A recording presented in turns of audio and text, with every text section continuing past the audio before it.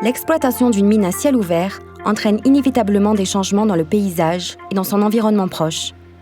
Pour Koniambo Nickel, la gestion des eaux sur le massif est une priorité.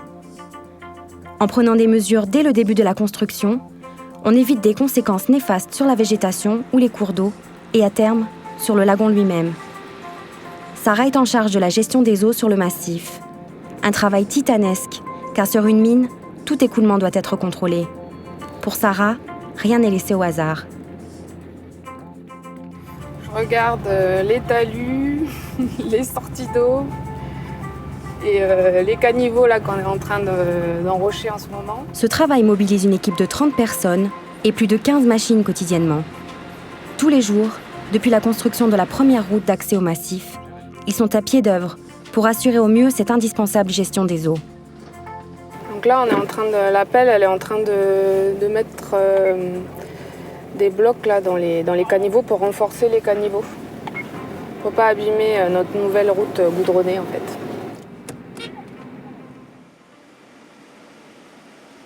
Toutes les infrastructures qu'on a sur la mine, donc les routes, les bâtiments, les plateformes, tout ce qu'on a créé en fait pour venir exploiter la mine, c'est toutes des zones sur lesquelles on a de la pluie qui tombe et on est censé collecter toutes ces eaux.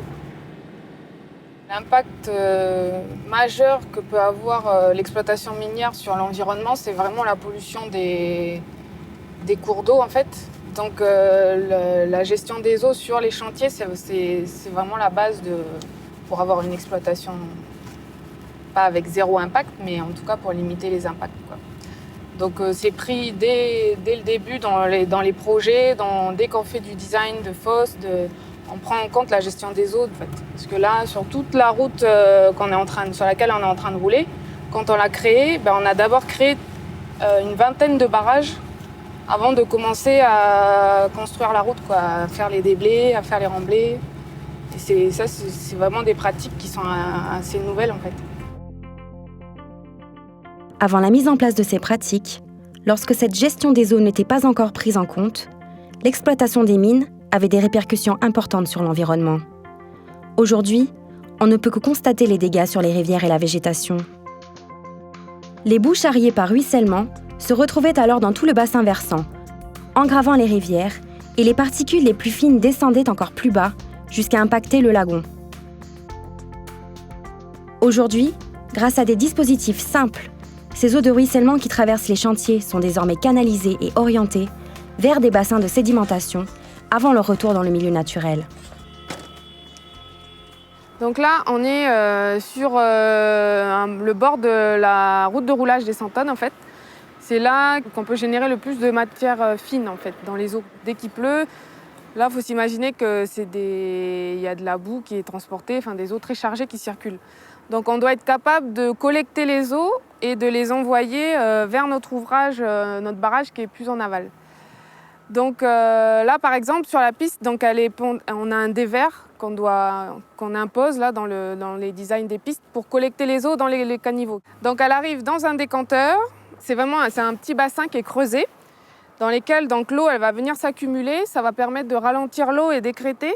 Et là, les fines elles vont se déposer au fond. Là, on voit, là, il y a des résidus là au fond. Donc là, les fines elles viennent se poser. Ensuite, ça va se remplir.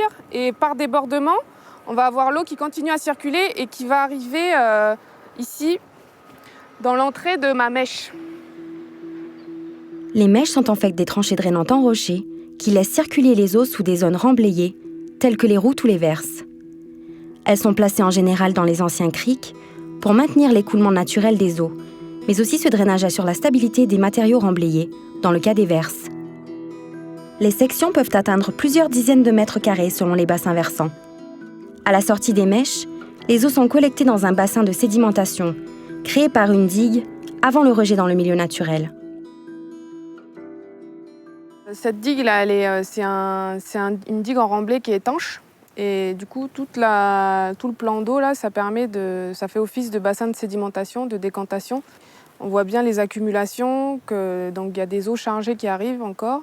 Donc ça permet de casser le débit, de faire décanter. Et ensuite, par débordement, soit ça déborde des eaux plus ou moins claires. Sinon, c'est par le principe d'infiltration, après que l'eau elle est relarguée dans le sol. La majeure partie de l'eau qui s'échappe des bassins est donc la plus claire possible. Une étape de vérification de la qualité de l'eau est assurée par des préleveurs automatiques à chaque point de débordement. C'est par là que l'eau elle va déborder. Et donc avec les préleveurs automatiques, l'objectif c'est de faire des mesures d'eau et ensuite de voir la qualité des eaux qui sortent. Donc là on a une sonde. Dès qu'elle va détecter la présence d'eau, elle va se déclencher, ça va aspirer l'eau. Et en fait à l'intérieur on a des bouteilles. À chaque forte pluie, lorsque le niveau d'eau atteint la sonde, le préleveur déclenche automatiquement l'échantillonnage. L'eau contenue dans ces bouteilles est ensuite envoyée au laboratoire pour analyser la quantité de matière en suspension et les divers polluants qui pourraient être présents. Moi, je suis convaincue de mon apport pour l'environnement. Le Cognambo, c'est un massif magnifique. D'accord, il est plein de nickel, on l'exploite, mais vraiment mon objectif, c'est d'impacter le moins possible tout l'environnement qu'il y a autour, quoi. Depuis plus de 6 ans, Sarah et son équipe participent activement à la préservation de l'environnement sur le site minier.